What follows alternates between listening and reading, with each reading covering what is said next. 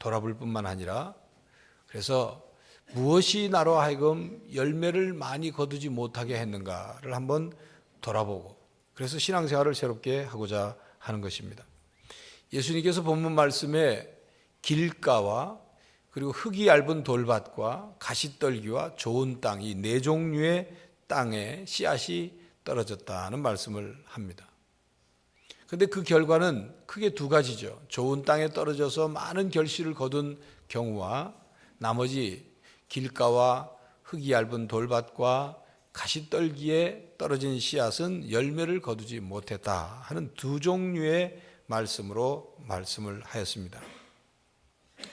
그렇기 때문에 이 비유는 왜 어떤 사람은 예수님을 믿고 어떤 사람은 예수님을 받아들이지 않을까? 어떤 사람은 신앙생활을 하면서 성장이 잘 되는데 어떤 사람은 왜 성장이 되지 않을까?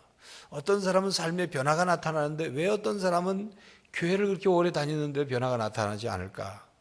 어떤 사람은 삶의 현장에서 열매를 거두며 풍성한 신앙의 삶을 살고 있는데 어떤 사람은 왜 신앙생활을 하는데도 허허벌판과 같은 삶을 살까? 어떤 사람은 날마다 삶의 보람을 느끼고 의미를 찾고 그리고 참으로 결실 있는 삶을 사는데 어떤 사람은 늘 바람을 잡으려고 하는 것처럼 아무것도 손에 쥔 것 없이 열매 없이 살아가는 것일까?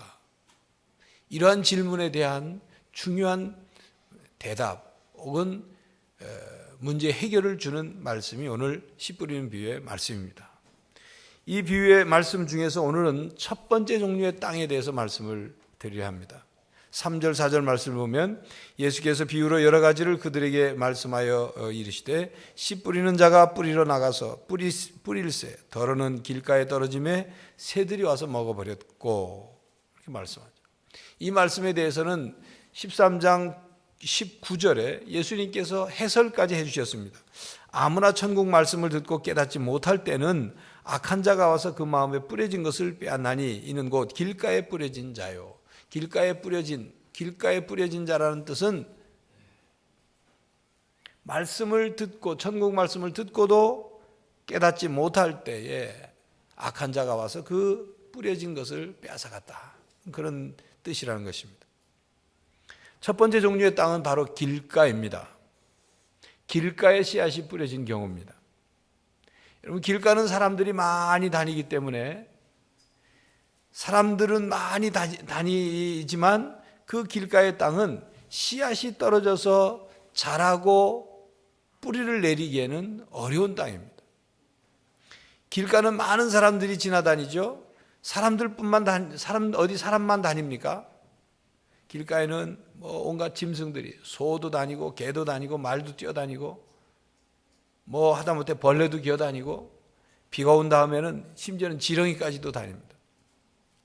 그렇게 동물과 사람만 다니는 것만이 아니라 짐승이 끄는 수레도 다니고 요즘 같으면 자전거도 오토바이도 자동차도 다니기 때문에 이 길가 위에는 수많은 것들이 지나다니는 거죠. 그 위를 지나다니는 수많은 것들에게는 길가가 참으로 편한 것이지만 씨앗이 떨어져 뿌리를 내리고 열매를 맺는 데는 어려운 땅인 것입니다. 씨앗이 들어갈 틈이 없는 거죠. 길가를 특징 지어지는 단어는 단단함입니다. 여러 것들이 수많은 것들이 지나다니다 보니까 땅이 단단해진 거죠. 굳은 상태입니다. 길가라는 것은 혹은 길가와 같은 마음이란 말은 굳은 마음입니다. 닫혀진 마음이죠. 그래서 닫힌 마음, 굳은 마음, 고집스러운 마음, 교만한 마음, 완고한 마음, 완악한 마음, 패역한 마음, 강팍한 마음 이런 것들을 일컬어서 길가라 그렇게 예수님께서 비유로 말씀하셨습니다. 말씀을 듣고도 말씀을 깨닫지 못할 뿐만 아니라 말씀을 받아들이려고도 하지 않고 말씀을 들으려고도 하지 않는 마음입니다. 영국의 에드워드 7세는 식사예법에 있어서 몹시 엄격한 왕이었기 때문에 그 손주들이 할아버지 왕과 함께 식사하는 걸 굉장히 꺼려했어요. 무서워했어요. 두려워했습니다.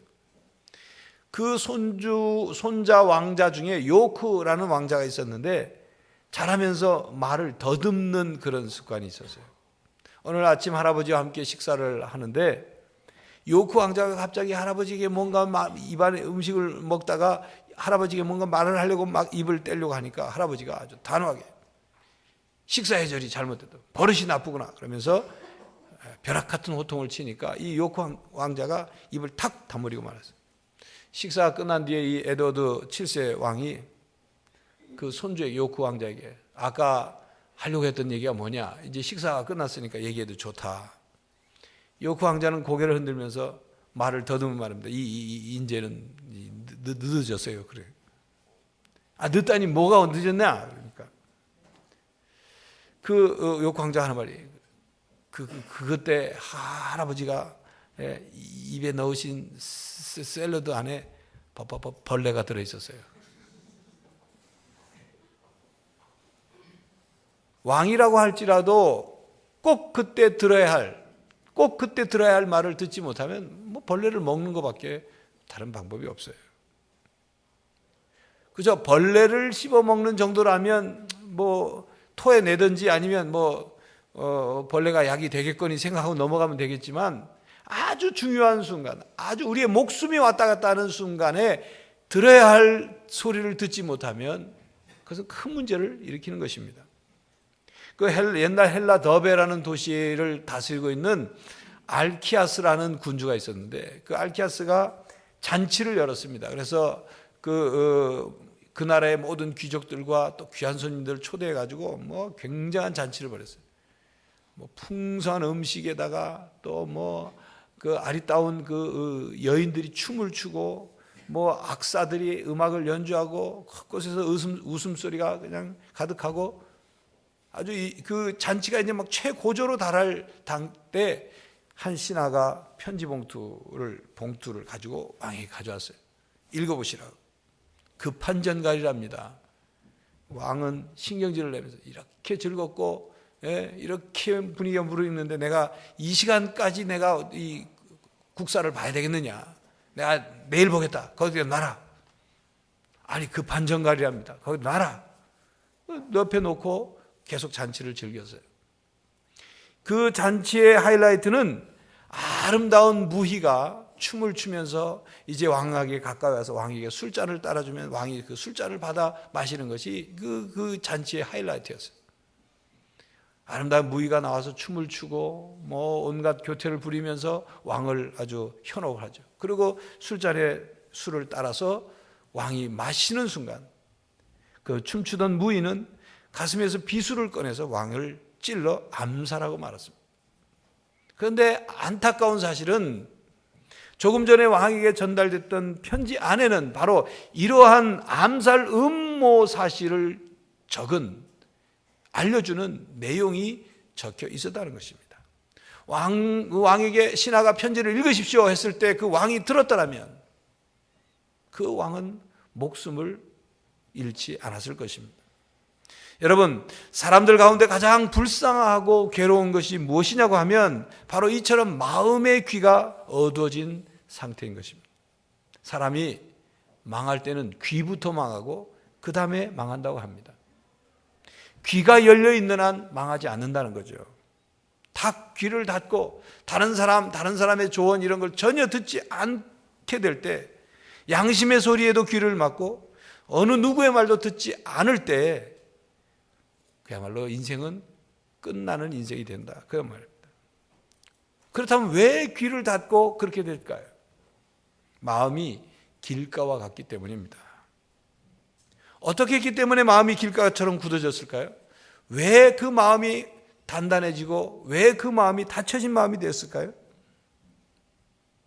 여러분, 우리의 마음은 전쟁터와 같습니다. 우리의 마음이 길거리와 같이 되어서는 안 됩니다. 여러분, 길거리가 어떤 것입니까? 그 위에는 수많은 것들이 지나다닙니다. 우리 마음이 길거리와 같이 돼서 너무나도 많은 것들이 들락날락하고, 그래서 정말 중요한 것은 들으려고 하죠. 닫혀졌을 때 그때 문제가 생기는 거죠. 우리는 하루를 살아가면서 우리 자신을 한번 돌아보면 우리 마음속에 너무나도 많은 쓸데없는 것들이 들락날락거린다는 사실을 깨달아야 됩니다. 여러분, 여러분은 어떻습니까? 여러분은 마음에 너무나도 많은 것들이 들락거리지 않습니까? 그래서 누가 적군인지 누가 악군인지 분별을 못하고, 무엇이 중요한지 중요하지 않은지, 무엇이 영원한지 무엇이 순간적인 것인지, 무엇이 값어치 있는 것인지 값어치 없는 것인지를 분별할 수 없는 거예요. 길거리가 돼서. 내 마음이, 우리 마음이 길거리가 됐어요. 여러분 마음에 너무도 쓸데없는 그런 쓰레기 같은 것들이 여러분의 마음속을 들락거리지 않기를 간절히 바랍니다. 이사야서 55장 2절에 보면 너희가 어찌하여 양식 아닌 것을 위하여 은을 달아주며 배부르게 하지 못할 것을 위하여 수고하느냐 하는 말씀이 있어요. 우리에게 유익하지 않은 것, 우리에게 덕을 세우지 못하는 것, 우리 마음에, 우리의 신앙에 도움이 되지 않는 것들, 내 마음이 뺏겨서 그것을 쫓아서 이리저리 헤매고 다니지 말아라는 것입니다. 여러분들의 마음속에 유익을 주지 않는 사람들을 만나지 마십시오. 여러분의 마음을 길거리처럼 열어놓지 말라 그 말입니다. 물론 여러분 사람을 사귀지 말고 사람을 전혀 만나지 말라 그런 뜻이 아닙니다. 이런저런 사람에게 마음을 열어놓지 마라 그 말이에요. 여러분 우리가 텔레비전이나 이런 매스컴을 접하게 되면 거기에 수많은 정보들이 우리에게 들어오는데 그 수많은 정보들이 우리 마음을 길거리처럼 만드는 거예요. 이게 좋다면 이쪽, 저게 좋다면 저쪽, 뭐 이 생각 저 생각, 그게 기독교적인지 아닌지도 분별하지 않고, 뭐 환생이면 환생, 뭐 기철학이면 기철학, 단전업이면 단전업, 뭐 이런 게 좋다고 하니까 그냥 아무 생각 없이 다 받아들이게 되면 우리의 마음은 길거리가 되는 겁니다. 우리의 신앙이 잡탕신학이 되는 거예요. 길가에 비유된 사람들은 하나님 말씀을 듣고도 깨닫지 못하는 사람입니다. 왜 깨닫지 못하냐면 그 마음이 단단해졌기 때문에, 말씀의 씨앗이 들어갈 수 없기 때문이죠. 왜 우리 마음이 단단해지느냐? 여러 가지 이유가 있겠지만 그 중에 하나는 또 무엇이냐면 우리의 고집스러운 경험 때문입니다. 내가 경험한 것, 그것만 전부라고 생각할 때 우리 마음은 닫혀지게 됩니다. 그 경험을 너무 강조한 나머지 그 경험만 생각하면 편견이 생겨요. 편견도 우리 마음을 단단하게 만들어요. 그 경험과 편견을 강하게 강조할 때 교만이 생기는 거예요. 교만해지면 다른 사람들의 말을 귀담아 듣지 않습니다. 다른 사람들이 말할 때 무슨 뜻인지 깨닫지 못해요. 하나님 앞에서 교만하면 하나님 말씀조차도 듣지 못하고 깨닫지 못하게 되는 겁니다. 여러분 애굽의 바로 왕이 교만해서 하나님 말씀을 듣지 않아서 결국은 10가지 재앙을 다 받아들여야만 했어요. 겪어야만 했어요. 사도행전에 등장하는 헤롯 왕도 교만해져서 죽었어요. 다윗에게 쓰러진 골리앗도 교만해져서 결국은 다윗에게 쓰러진 겁니다. 성경에 나오는 수많은 사람들 가운데 타락해서 하나님의 진노 아래 떨어진 사람들이 다 교만해졌기 때문에, 그래서 마음이 단단해져서 다른 사람들의 말을 듣지 않았기 때문에 그런 결과를 맞게 된 것입니다. 자, 그렇다면 어떻게 해야 될까요? 먼저 자신의 마음이 길가와 같지 않은지를 돌아봐야 합니다. 깨달아야 돼요. 내가 열심을 내서 나름대로 뭔가를 하긴 하는데 왜 내 삶에는 열매가 이렇게 없을까?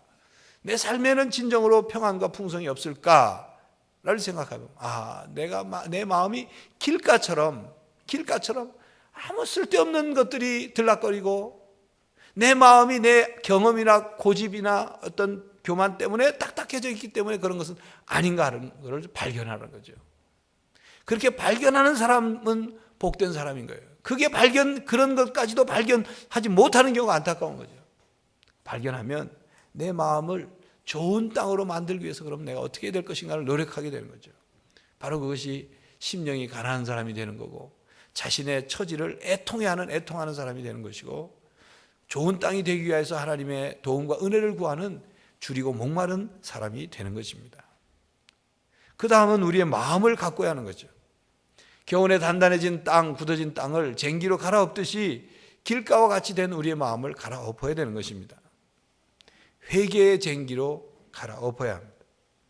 내 마음이 고집스러워서 딱딱해지지는 않았나? 내 마음의 편견 때문에 내 마음을 닫아두지는 않았는가? 내 마음이 교만한 나머지 내 마음이 완고하고 완악한 마음이 되지는 않았는가? 그걸 돌아보고 그리고 그걸 회개하는 거죠. 그것을 갈아엎기 위해서 하나님 앞에 내어놓는 것입니다. 우리가 내 마음의 딱딱한 부분을 갈아엎으려는 노력을 하지 않을 때에 하나님께서 마침내 우리를 쟁기로 갈아엎으시는 일을 행하시게 됩니다. 우리를 참고 기다리시다가 마침내 하나님의 쟁기가 움직여집니다. 그 하나님의 쟁기로 갈아엎게 될 때 우리는 고통을 겪게 돼요. 하나님의 징계의 쟁기가 우리의 삶에 들어올 때는 우리는 고통을 겪게 됩니다.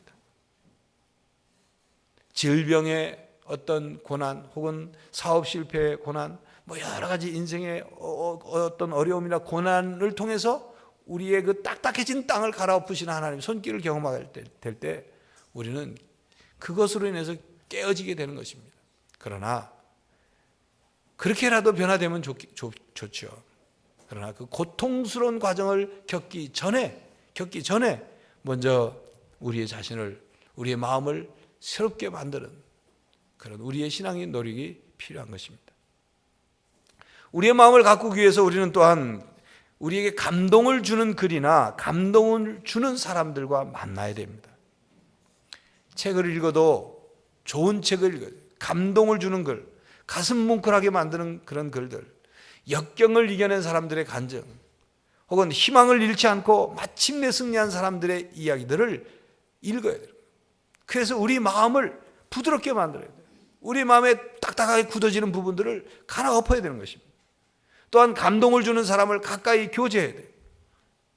우리 마음을 딱딱하게 하고 어둡게 하고 굳어지게 하는 그런 사람들을 만나는 일을 삼가고 나에게 감동을 주는 사람, 그 사람을 가까이 해요. 여러분, 우리가 살아갈 때 우리의 삶에 감동이 없으면, 감격이나 감동이 없으면 자기도 모르게 마음이 굳어집니다. 우리가 매일 뉴스를 듣고 이런저런 일들을 겪으며 살아가는데 뉴스를 보면 끔찍한 사건들이 많이 나오죠. 또 마음 상하는 사건들, 그런 일들을 겪으면서 우리는 참 사람이 싫다, 이 세상이 점점 악해져만 간다, 왜 이러냐, 이런 생각을 하게 됩니다. 그런데 그런 생각을 하고 난 다음에 우리 마음이 굳어지기 시작돼요. 그 어떤 마음이 있냐면, 야, 세상이 다 그렇구나, 세상에 믿을 놈 하나도 없구나, 이런 생각을 하게 되죠. 그러면 우리 마음은 굳어져 가는 겁니다. 그런데 그런 세상을 살면서도 세상 속에서 그 아름다운 삶을 살려는 그런 미담들, 악한 세상 속에서도 굴하지 않고 선하게 살려고 애를 쓰는 사람들의 그런 모습들을, 그런 사람들을 만나게 되면 이 세상이 어떤 상황이 될지라도 내가 사랑을 붙잡고 사랑하며 살아야 되겠다고 끝까지 애쓰는 사람들, 그런 사람들을 만나게 되고 그런 사람들이 곁에 있게 될 때 우리 마음은 부드러워지는 거예요. 굳은 마음이 깨지는 것입니다. 여러분들의 마음을 새롭게 읽어주고 새롭게 만드는 이들을 만나십시오. 감동과 감격을 주는 사람들 옆에 있기를 애쓰십시오. 그러므로 그 감동과 감격을 통해서 우리의 마음이 부드러워지고 또 우리에게 그 감동을 통해서 놀라운 에너지가 공급받게 되는 것입니다. 또한 우리의 마음을 가꾸기 위해서 우리는 말씀에 집중해야 합니다. 하나님 말씀에 집중해야 됩니다.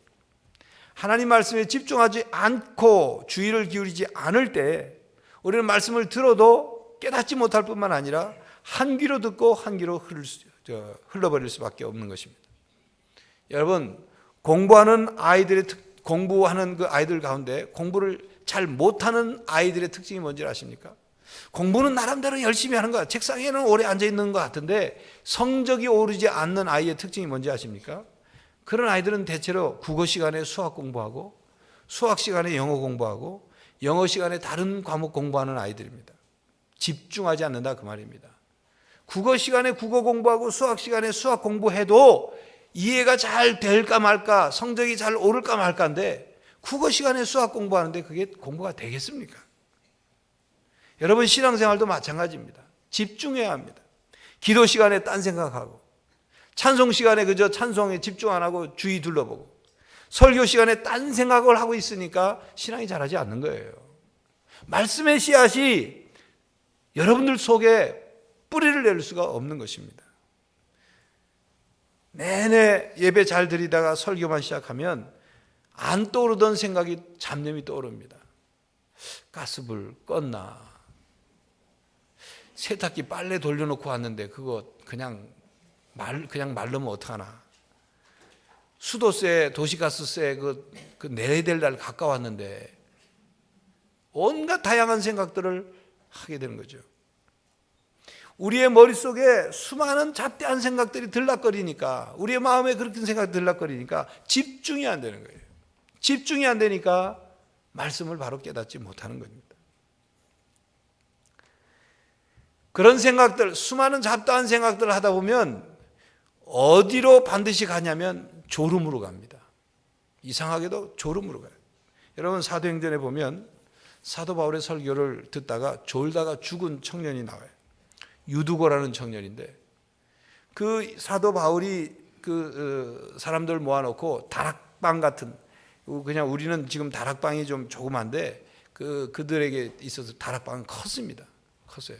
그 다락방에서 이제 설교를 했는데 굉장히 길게 했어요. 오랫동안 성경을 가르치고 하는 그런 길게를 하니까 그 청년이 창틀에 걸터 앉았다가, 낮에는 창틀에 걸터 앉았다가 안에도 보고 밖에도 보고 재미는 있겠죠. 그런데 시간이 길어지고 저녁 시간이 되자 밖은 어두워지고 밖엔 보이지 않게 되죠. 그러다가 어디서 쿵 하는 소리가 들렸어요. 보니까 유두고가 떨어져 죽은 거예요. 왜 떨어져 죽은지 아십니까? 집중하지 않았기 때문이에요. 어디에든 집중했으면 떨어지지는 않을 텐데, 안에 보다 밖에 보다가, 안에 보다 밖에 보다, 밖이 깜깜해지니까 밖에 볼 게 없으니까 딴 생각하다가 그냥 졸음이 오고 결국은 졸다가 아래로 떨어져 죽은 거죠. 여러분, 집중하지 않으면 우리에게 유익이 없습니다. 한 가지 그래도 감사할 것은 우리 교회 의자 밑이 낭떠러지가 아니라서 여러분들 졸아도 낭떠러지 아래로 떨어질 일이 없으니까 그건 감사할 일이에요. 집중력의 부족은 이해력의 부족을 가져옵니다. 우리 마음이 이리저리 떠돌아다니다 보면 집중이 안 되고 결국 이해가 되지 않으니까 말씀을 들어도 깨닫지 못하는 거예요. 몸은 교회에 있지만 마음은 여기저기를 떠돌아다닙니다. 몸은 여기 있지만 마음은 백화점을 헤매고 다니고, 몸은 여기 있지만 예배 후에 먹을 점심 식사 메뉴 고르고 있고, 다른 생각을 하니까 거기엔 반드시 사탄이 와서 새가 씨앗을 먹어버리듯이 사탄이 와서 우리의 마음을 빼앗는 겁니다. 교회 여러분, 여러분의 마음이 이리저리 떠돌아다니지 않기를 간절히 바랍니다. 여러분의 마음이 길가처럼 되지 않기를 바랍니다. 집중하시기 바랍니다. 나를 살리고 내 영을 살리는 하나님 말씀에 집중해야 합니다. 하나님의 말씀은 반석을 쳐 부서뜨리는 방망이와 같다고 했습니다. 에레미야 23장 29절에 하나님의 여호와의 말씀이니라 내 말이 불같지 아니하냐 바위를 쳐서 부서뜨리는 방망이 같지 아니하냐. 하나님의 말씀에 집중해서 들을 때, 그 말씀을 받아들일 때 단단해졌던 우리 마음이 부셔지고 완고했던 우리 마음이 풀어지고 강팍한 우리의 마음이 새 마음으로 바뀌는 것입니다. 그러므로 진리의 주님이신 예수님께 집중해야 돼요. 히브리서 3장 1절에 보면 그러므로 함께 하늘의 부르심을 받은 거룩한 형제들아 우리가 믿는 도리의 사도이시며 대제사장이신 예수를 깊이 생각하라 그랬습니다. 히브리서 12장 2절에는 믿음의 주여 또 온전케 하시는 이인 예수를 바라보자 그랬습니다. 우리의 믿음이 자라는 것은 말씀을 들어야 되고 그 말씀은 예수 그리스도의 말씀인 것입니다. 그러므로 진리이신 예수 그리스도께 집중할 때, 그래서 예수님의 말씀에 집중하게 될 때 우리의 삶에, 우리의 마음에 변화가 나타나는 거예요. 땅이 딱딱해지고 굳어지는 이유 중에 하나는 비가 오지 않기 때문입니다. 비가 오지 않고 그래서 그 땅이 메말라면 그 땅을 버려지죠. 그러면 그 땅은 정말 굳은 땅이 되어버립니다. 지난 2월 달 성지순례에 이집트나 사우디아라비아나 그 시내 반도를 여행하면서 또 이번 미국 여행에서도 캘리포니아 지역, 서부 지역에 비가 많이 오지 않기 때문에 그쪽을 여행하면서도 발견한 아주 중요한 것이 있어요. 아주 당연한 얘기지만 아주 중요한 것이 있는데, 아무리 광야 같은 땅이나 사막 같은 땅도 물을 퍼올리든지 물을 끌어와 가지고 거기에 나무를 심고 물을 주면 그 땅이 푸른 땅이 된다는 거예요. 그런데 그냥 방치해두면 메마른 땅이 되는 거예요. LA라는 도시도 비가 많이 오지 않습니다. 그런데 시간만 되면 스프링클러가 물을 뿌리는 소리가 여기저기서 들려요. 그렇기 때문에 그 도시에 푸른 숲이 유지되는 거예요. 땅에 물이 뿌려지지 않거나 땅에 비가 오지 않으면 땅이 메마르고 굳어지고 버려진 땅이 될 수밖에 없는 것처럼 우리의 마음에도 감동과 은혜가 뿌려지지 않으면 우리는 굳어지는 겁니다. 딱딱해지는 것입니다. 우리 이 땅이 갈라지듯이 우리 마음이 갈라지는 겁니다. 그러므로 그렇게 되지 않게 해서 우리는 목말라 해야 됩니다. 메마른 땅의 비를 기다리듯이 우리의 마음이 은혜의 비를 목말라야 돼요. 은혜의 비를 갈급해야 하는 것입니다. 하나님께서 은혜의 단비를 내려주시도록 성령 충만을 늘 사모해야 하는 것입니다. 성령 충만을 늘 간구해야 합니다. 은혜의 비가 흡족히 내려서 내 마음과 내 영을 적셔 주십시오. 그래서 내 마음에서부터 생수의 강이 흐르게 하십시오. 여러분, 한 번 좋은 땅이 되었다고 영원히 좋은 땅이 되는 게 아닙니다. 한 번 은혜를 받았다고 영원히 그 은혜가 지속되는 게 아닙니다. 지속적으로 하나님의 은혜의 비를 구해야 합니다. 지속적으로 성령 충만을 구해야 하는 것입니다. 지속적으로 하나님께서 우리의 마음과 영에 하나님께서 은혜를 부어주시도록 갈구해야 하는 거예요. 주님은 우리의 마음이 좋은 땅이 되기를 원하시지 길거리가 되기를 원하지 않으십니다. 그러므로 우리는 하나님께 늘 은혜를 구함으로, 그렇게 우리가 은혜를 구할 때 하나님은 하나님의 자녀들이 너희가 구하면 좋은 것을 주시지 않겠느냐, 성령을 주시지 않겠느냐 말씀하셨습니다. 교회 여러분 길가와 같은 마음으로 하루하루를 살고 있지 않습니까? 길가와 같은 마음으로 하나님의 말씀을 받아들이지 못하고 있지는 않습니까? 하나님께서 여러분의 마음을 바꿔주시기를 원하십니다. 여러분의 삶에 풍성한 열매가 맺기를 원하십니다. 우리의 신앙을 돌아보고 우리 신앙이 풍성해지고 성장하기 위해서 우리 자신을 새롭게 변화시켜가는 여러분들이 되시기를 간절히 바랍니다. 기도하겠습니다. 하나님, 우리는 하루하루 너무 분주한 삶을 살고 하루하루 너무나도 쓸데없는 많은 것들을 접하며 우리의 마음이 길거리가 되어버렸습니다. 그래서 정말 하나님의 말씀을 받아들이고 하나님을 모셔야 하는데도 불구하고 세상적인 많은 것들이 우리를 어지럽히고 우리의 마음을 굳게 만들어서 주님의 말씀을 듣지 못하고 깨닫지 못하고 그 말씀이 우리 속에 뿌리를 내리지 못하는 삶을 살 때가 있습니다. 성령 하나님, 우리 가운데 오셔서 우리를 새롭게 하시고 우리의 굳은 마음을 부드럽게 변화시켜 주시고 우리의 마음이 주님을 언제나 향하여 집중하게 하시고 성령 하나님께서 은혜의 비를 내려 우리를 늘 푸른 마음으로 좋은 땅으로 가꾸어 주시옵소서. 예수 그리스도의 이름으로 기도하옵나이다. 아멘.